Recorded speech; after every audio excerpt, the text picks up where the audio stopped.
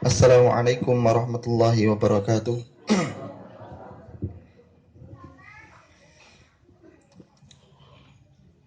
Innal hamdalillah nahmaduhu wa nasta'inuhu wa nastaghfiruh wa na'udzu billahi min shururi anfusina wa min sayyiati a'malina. May yahdihillahu fala mudilla lahu wa may yudlil fala hadiyalah. Ashhadu an la ilaha illallah wahdahu la syarika lah wa ashhadu anna Muhammadan abduhu wa rasuluh la nabiyya wa la rasula ba'dah. Amma ba'du. Alhamdulillah, di pagi hari ini Allah Subhanahu wa taala masih berikan kepada kita kesempatan untuk mengkaji serta membaca ayat-ayat Allah taala. Sebagaimana sudah dibacakan di pertemuan sebelumnya sampai di surat Al-Baqarah ayat ke-91. Kemudian sekarang kita baca ke ayat 92 dan 93 insyaallah. Saya bacakan dulu, kemudian monggo nanti ditirukan bareng-bareng. A'udzu billahi minasy syaithanir rajim. Monggo.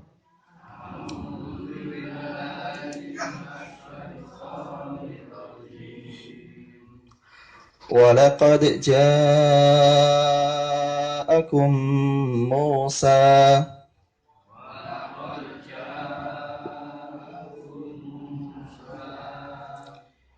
bil bayyinat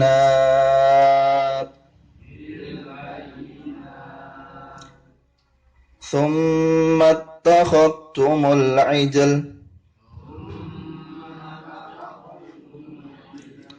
min ba'di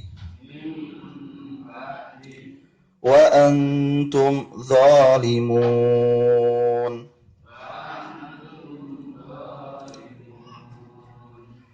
Wa idh akhadna mitsaqakum wa rafa'na fawqakumut tur khudhu ma atainakum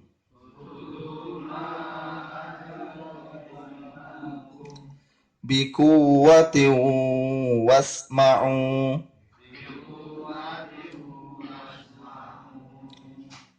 qalu sami'na wa asayna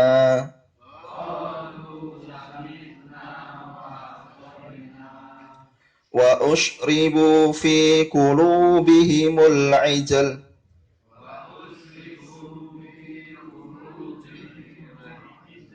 bikufrihim Qul bi'sa ma ya'murukum bihi imanukum in kuntum mu'minin. Allahumma arhamna bil Qur'an. Saya terjemahkan dulu ya. Di ayat ke-92, walaqad, dan sungguh-sungguh, ja'akum, telah datang kepada kalian. Kalian di sini masih membahas tentang siapa? Bani Israel. Siapa yang datang kepada kalian? Musa, yaitu Nabiullah Musa alaihi salam.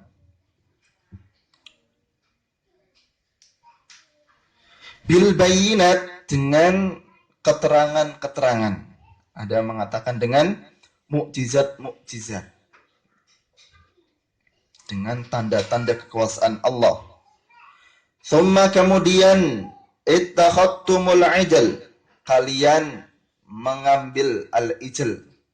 Biasanya diartikan pedet, gitu nggih. Itu kalian menjadikan pedet sebagai sesembahan. Mim ba'dihi, dari setelahnya, setelah datangnya Nabi Musa dengan membawa ayat-ayat Allah. Wa antum dzalimun, sedangkan kalian itu orang-orang yang zalim. Wa'id, dan ingatlah wahai Bani Israel, akhadna, tatkala kami Allah mengambil, menjanji, misaqakum, janji kalian, wa rafa'na, dan kami Allah mengangkat, fauqakum, di atas kalian, at-tura, gunung Tursina. Khudu, jadi janji Allah kepada Bani Israel apa? Khudu ma atainakum, khudu, pegang teguhlah kalian, ma atainakum, dengan apa yang atainakum, kami Allah datangkan kepada kalian. Maksudnya adalah dengan Taurat dan hukum-hukumnya. Bikuwatin, jadi pegang teguh dengan kuat, bikuwatin. Wasma'u, dan dengarkanlah. Qalu, mereka Bani Israel mengatakan, sami'na wa asayna, ya kami dengar tapi asayna, tapi kami maksiat. Langsung terang-terangan gitu. Sami'na wa asayna. Wa usyribu, dan diresapkan, dimasukkan, fi qulubihim, di dalam hati-hati mereka, al-ijla, ini maksudnya adalah kecintaan kepada ijl, ya, pedet tadi, bikufrihim, dengan sebab kekufuran mereka. Kul, katakanlah wahai Muhammad kepada mereka, orang-orang Yahudi, Bani Israel, bi sama, amat buruk, apa yang ya'murukum bihi, memerintahkan kalian, bihi, dengannya, imanukum, keimanan kalian, in kuntum, jika adalah kalian, mukminin, kalian orang-orang yang mengaku beriman. Kembali ke ayat 92. Jadi memang sebelumnya ini banyak sekali ayat-ayat yang membahas tentang Bani Israel, ya. Jadi ayat-ayat sebelumnya, beberapa ayat sebelumnya memang sudah membahas tentang Bani Israel dan Nabi Musa alaihi salatu wassalam. Nah, di ayat ke-92 ini juga dinyatakan, walaqad ja'akum Musa bil bayyinah. Ini Allah ingatkan kepada mereka bahwasanya Nabiullah Musa alaihi salam itu sudah datang kepada mereka, kepada Bani Israel, dengan bil bayyinah, dengan banyak ayat-ayat tanda kekuasaan Allah Subhanahu wa taala. Dengan tongkat yang bisa berubah menjadi ular besar, tangan yang bisa mengeluarkan cahaya gitu ya. Terus laut yang terbelah, ada tufan, ada darah, ada katak, ada belalang, dan banyak ayat-ayat yang Allah turunkan kepada Bani Israel, ya, tanda-tanda kekuasaan Allah melalui Nabiullah Musa alaihi salatu wassalam. Tapi apa? Summa takhadtumul ijla min ba'dihi wa antum dzalimun. Tapi ayat-ayat ini, tanda-tanda kekuasaan Allah ini, ya, sudah datang kepada mereka, tapi nyatanya apa? Mereka tidak bisa beriman kepada Allah Subhanahu wa taala. Bahkan tatkala ada seorang yang bikin pedet gitu ya, Samiri gitu ya, bikin pedet kemudian bisa bersuara, mereka sembah. Gampangnya mereka berubah, ya. Gampang berubah keimanan mereka. Sudah datang ayat-ayat Allah yang sangat banyak yang dibawakan oleh Nabiullah Musa, ya, mukjizat-mukjizat yang ada, tapi begitu ada pedet gitu ya, ada ijl, mereka langsung berubah. Langsung ittakhadtum al-ijl min ba'dihi wa antum dzalimun. Maksudnya apa? Mereka akhirnya menyembah pedet gitu ya. Jadi mereka menyembah pedet tersebut. Ini luar biasa. Makanya di sini kita patut bersyukur kepada Allah Subhanahu wa taala karena apa? Hidayah Allah berikan kepada kita semua. Karena tatkala orang tidak mendapat hidayah, itu mau dikasih apapun, dijelaskan bagaimanapun, ya, dikasih tanda-tanda kekuasaan Allah sebanyak apapun, kalau hidayah Allah tidak datang kepadanya, dia tidak akan beriman. Tapi sebaliknya, tatkala Allah memberikan hidayah kepada seseorang, itu terkadang tanpa apapun, ya, tiba-tiba dia pingin sendiri beriman kepada Allah Subhanahu Wa Taala. Ini kemarin di Sadinah gitu ya. Ustadz Yusuf juga ngajar di Sadinah setiap malam Rabu gitu ya. Jadi habis maghrib itu pertemuan sebelum ini pas saya juga ikut gitu ya. Itu tiba-tiba ada orang ikut sholat. Waktu ikut sholat, habis sholat maghrib ikut pengajian. Ternyata apa? Orang ini dulunya Nasrani. Ya. Kemudian ikut sholat, ikut pengajian. Orang-orang jamaah ngiranya sudah syahadat. Sudah sholat berarti kan sudah syahadat gitu ya. Tapi waktu setelah saya pengajian, ngobrol-ngobrol, ternyata dia belum dituntun untuk bersyahadat. Masya Allah. Jadi sudah sholat, sudah ikut pengajian, tapi belum bersyahadat. Dan saat itu juga sebelum sholat isya, setelah selesai pengajian, sama Ustadz Yusuf itu dituntun untuk bersyahadat. Ya, dan saya termasuk jamaah yang ada di sana sebagai saksi. Waktu saya ngobrol sama beliau, Pak, kok mau masuk Islam, kenapa? Jawabnya apa? Pengen. Jadi sudah sepuh itu. Sudah berpuluh-puluh tahun meyakini keyakinannya. Lah waktu sudah sepuh itu pengen gitu aja. Pengen sholat. Ikut sholat ke masjid, itu luar biasa. Dan itu hidayah Allah yang Allah berikan kepada orang itu seperti itu. Mahal. Tapi tatkala Allah berikan kepada seorang, tidak ada yang bisa menghalanginya. Tatkala Allah tidak memberikan hidayah kepada seorang, mau dikasih apapun, diterangkan bagaimanapun, dia tidak mau beriman kepada Allah Ta'ala. Ini salah satu contoh saja yang baru kemarin, belum lama gitu ya. Satu bulan yang lalu kelihatannya. Dan saya juga termasuk yang ikut menyaksikan ini, Masya Allah. Orang Nasrani ikut sholat, katanya pingin saja gitu. Akhirnya dituntun syahadat dan bersyahadat. Masuk Islam. Dan sudah, dia kalau sama kita itu kalah. Dia masuk Islam itu bersih seperti bayi yang dilahirkan oleh ibunya. Ya, keutamaannya gitu. Jadi ada plus minusnya gitu. Orang yang tidak beragama Islam kemudian masuk Islam itu langsung hilang dosa-dosanya semuanya. Sedangkan kita yang Islam dari kecil dosanya masih banyak. Tapi kita sudah menjalankan ibadah banyak, dia belum sama sekali. Nah, tatkala dia misalkan ditalkin gitu ya, sebelum sholat Isya, dosanya hilang, ditalkin syahadat ya, dituntun syahadat, kemudian sholat Isya, lah malamnya kebetulan kalau misalkan ya, ini misalkan malamnya meninggal dunia, masuk surga. Wah, urung amal apa-apa gitu ya. Dia belum beramal apa-apa, iya, tapi dia sudah bersyahadat. Sudah menyaksikan Allah ilaha illallah, tidak ada ilah kecuali Allah, wa anna Muhammad Rasulullah. Ya, itu seperti itu ya. Kalau kita ya masih ada hisab dan sebagainya ya, itu banyak, itu Masya Allah gitu ya. Luar biasa. Nah, di sini Bani Israel pun seperti itu.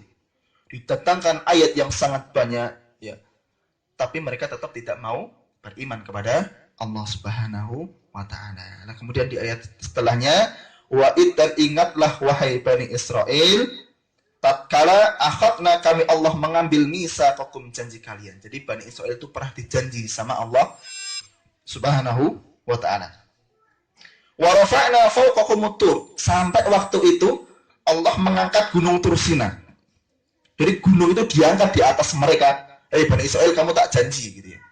Biar apa? Biar mereka mau beriman dan mereka mau yakin kepada Allah Subhanahu wa Ta'ala dengan cara Allah tunjukkan ayat-ayat kauniyah.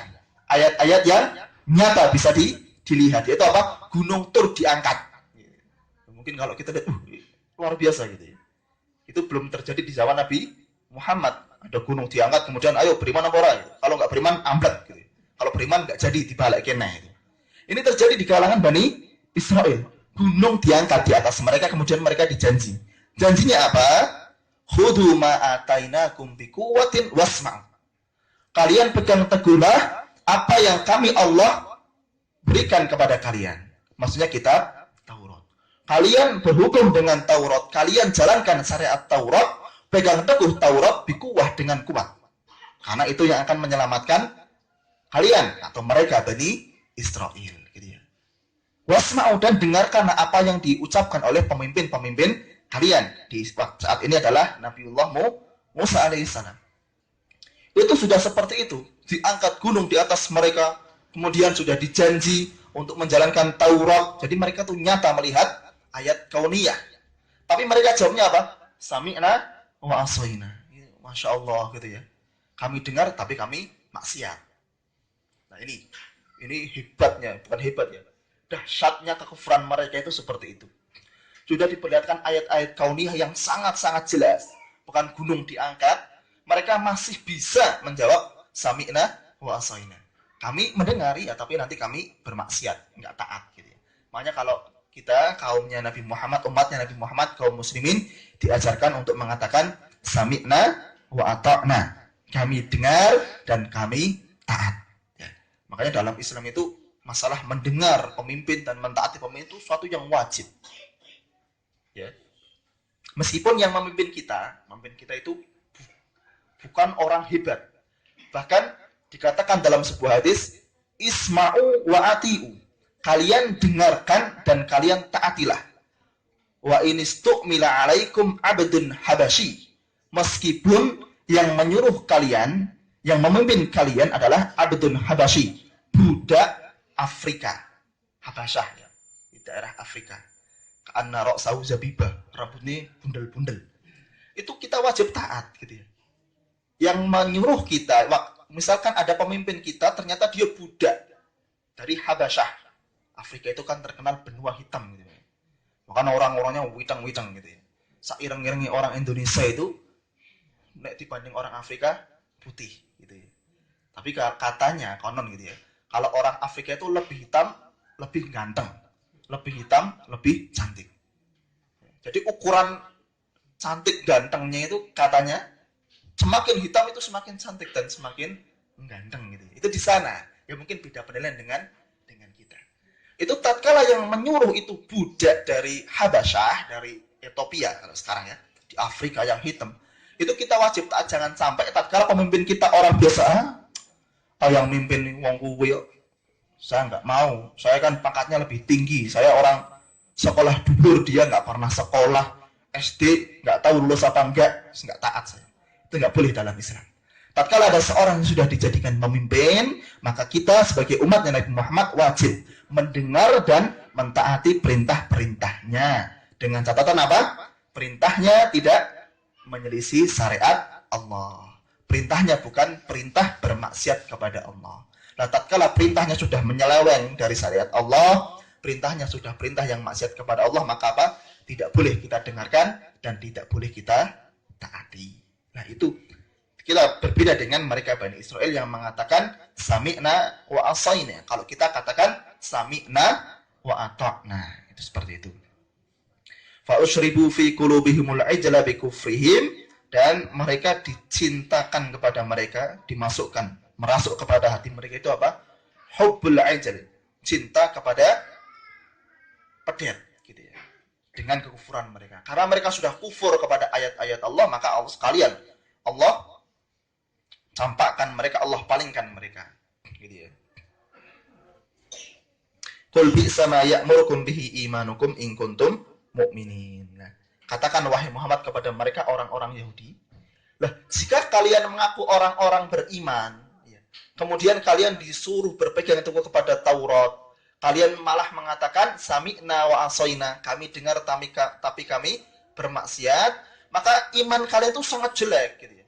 Bi'sa ma ya'murukum bihi imanukum. Ini iman kalian seperti ini, berarti imannya sangat jelek. Kalian mengaku beriman, tapi kalian tidak mau mengimani Taurat, bahkan kalian bermaksiat kepada Nabi yang diutus oleh Allah kepada kalian.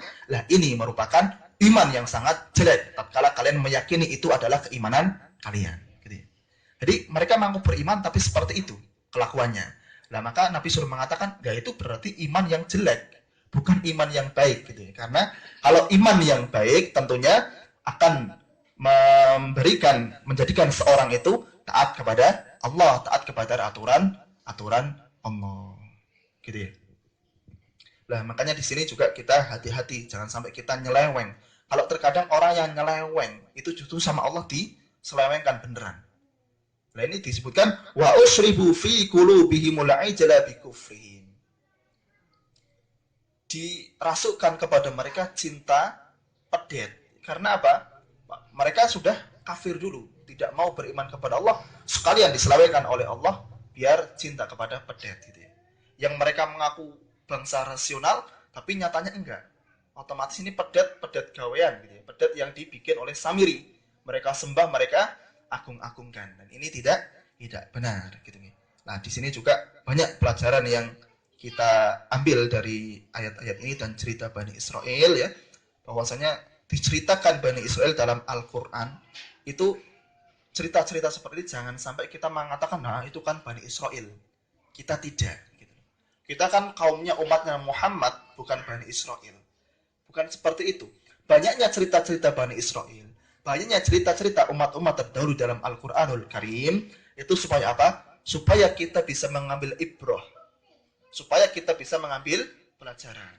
Yang jelek-jelek dari mereka tentunya kita tinggalkan, yang baik-baik kita ambil.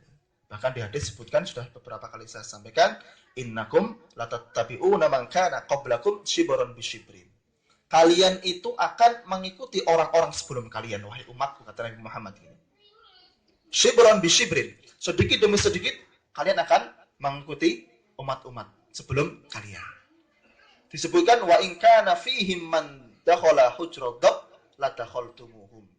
Tatkala dari kalangan mereka, orang-orang sebelum kalian, itu ada orang yang masuk ke lubang biawak, kalian pun akan mengikutinya. Ini sebagai kinayah, bahwasanya memang benar-benar umatnya Nabi Muhammad itu akan mengikuti tren atau gaya-gaya umat sebelumnya. Atau sahabat mengatakan, al-Yahud wan Nasara ya Rasulullah, yang engkau maksud dengan umat-umat sebelum kita itu Yahudi dan Nasrani wahai Rasul?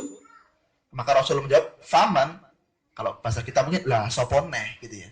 Ya mereka itu al-Yahud wan Nasara gitu ya. Ya mungkin cukup sekian ya yang bisa saya bacakan di pagi hari ini. Kemudian ada sedikit pengumuman gitu ya. Ini sebenarnya mau disampaikan oleh Ustaz Yusuf. Beliau tidak bisa hadir dan mau tak pasrahkan ke Ustaz Nur ya, Pak Nur. Cuman Pak Nurnya juga ternyata tidak hadir karena ada jadwal di Maumen ya. Ini saya sampaikan saja. Ya, mungkin saya juga belum pernah tahu di sini, tapi karena diamani untuk menyampaikan ya saya sampaikan saja gitu. Yang pertama, besok hari Kamis, insya Allah kita sudah puasa Arafah gitu ya. Jadi tanggal 9 Dzulhijjah itu disunahkan bagi kita yang ada di Indonesia dan negara-negara yang lain yang tidak haji, itu disunahkan untuk berpuasa hari Arafah. Dan besok insya Allah di sini Ibnu Mas'ud akan diadakan buka bersama, ya, buka bersama setelah puasa Arafah. Yang pertama. Kemudian yang kedua, setelah hari raya besok insya Allah ya, hari Jumat, Idul Kurban, Idul Adha, ini diminta jamaah dan ibu-ibu semuanya untuk ikut meramaikan dan bantu-bantu di Ibnu Mas'ud ya, karena di sini juga ada kurban ya, sehingga nanti entah itu masa atau apa mecal gitu ya, nanti diminta untuk bisa gabung dan meramaikan di sini. Ya mungkin itu nanti kalau ada selebihnya akan ditambahkan oleh Ustaz Yusuf atau Ustaz Nur gitu. Mungkin cukup sekian yang okay. Mengenai apa taat kepada pemimpin muslim. Okay. Itu bagaimana dengan pemberontak di Suriah itu? Okay. Itu posisinya apa salah itu kayak gitu? Posisi di pemberontak Suriah. Pemberontak Suriah. Okay. Itu mereka itu salah itu berarti ya. Jadi intinya yang pertama, Islam itu tidak mengajarkan pemberontakan, gitu ya. Jadi agama Islam itu tidak pernah mengajarkan pemberontakan. Taat kepada pemimpin di sini yang dimaksud ya, tentunya secara pemimpin secara syariat. Yaitu apa? Yang pertama, khalifah, imam a'zam, imam. Yang dimaksud taat kepada pemimpin itu yang pertama adalah taat kepada khalifah, dan kemudian taat kepada orang-orang di bawah khalifah tersebut, atau gubernur-gubernur di bawah khalifah tersebut. Ini dalam Islam. Jadi kalau sudah ada khalifah yang memimpin umat Islam di seluruh dunia dengan satu kepemimpinan, maka kita wajib taat kepada beliau dan wajib taat kepada misalnya naib beliau. Ya, kalau kita mungkin kan kalau ada pemimpin tentunya ada gubernur, ada pak lurah, ada itu nanti tatkala sudah ada khalifah, setiap daerah nanti ada mas'ulnya, ada naibnya. Nah itu kita wajib taat. Ya, taat kepada mereka yang nantinya taat kepada khalifah. Nah setelah tahun 1924, tatkala khilafah Turki Utsmani itu sudah runtuh, maka sampai hari ini khalifah belum ada. Ya, pemimpin umat Islam secara syar'i di dunia ini belum ada. Jadi, misalnya, lah bagaimana kita taat? Kita taat kepada pemimpin-pemimpin yang ada di kita, amir-amir yang ada di kita, ulama-ulama kita. Itu intinya seperti itu yang pertama. Kemudian yang kedua masalah Suriah. Nah di Suriah itu memang perkara yang masya Allah sangat rumit. Ya. Jadi saya pribadi kalau ditanya bagaimana kita taat kepada pemimpin yang memberontak atau bahkan kita taat kepada siapa, itu Allah alam. Saya belum jelas kepada saya masalah Suriah. Ada yang mengatakan Bashar Assad itu orang Syiah yang begini dan begitu. Gitu. Tapi ada juga yang mengatakan dia Syiah tapi dicintai oleh rakyatnya. Jadi memang ini polemik rakyat yang tidak bisa diselesaikan kecuali tatkala sudah ada satu kepemimpinan di dunia ini. Nah tentunya kita umat Islam ya dalam masalah ini juga ikut memperjuangkan terbentuknya satu kepemimpinan dalam Islam yaitu khalifah. Ini yang mungkin di Indonesia dan di dunia sekarang masih digembor-gemborkan untuk menolak hal tersebut. Tapi sebenarnya itu adalah syariat ya, yang harus kita imani ya, dan itu kewajiban umat Islam untuk memperjuangkan kembalinya daulah Islamiyah dalam satu kepemimpinan. Jadi saya ulang lagi untuk masalah Suriah memang saya belum begitu tahu ya, karena memang sangat ruwet gitu ya masalah Suriah itu. Bahkan waktu saya tanyakan kepada guru-guru saya, beliau-beliau pun belum berani menjawab dengan tegas masalah Suriah. Kalau ada orang yang menjawab dengan tegas, ini yang pemberontak itu adalah mujahidin yang harus kita taati ya, Allah alam, silakan yang ke situ. Tapi ada yang mengatakan, yo enggak, ini pemberontak yang harus kita tumpaskan karena pemimpin resminya adalah Bashar Assad ya. Itu menurut pandangan beliau-beliau. Tapi saya pribadi dan saya sudah tanya kepada guru saya, itu belum bisa menjawab masalah Suriah. Ya, karena memang kita belum pernah menyaksikan di sana sendiri, dan saya juga guru yang pernah saya tanya belum pernah meneliti sedetail apa perkara yang terjadi di Suriah. Tapi intinya tadi, kepemimpinan yang syar'i itu kembali kepada yang sudah saya jelaskan tadi secara ringkas. Nonton nggih? Cukup nggih? Mungkin cukup. Adul kifayah. Astaghfirullah li wa lakum. Walhamdulillahirabbil alamin. Assalamualaikum warahmatullahi wabarakatuh.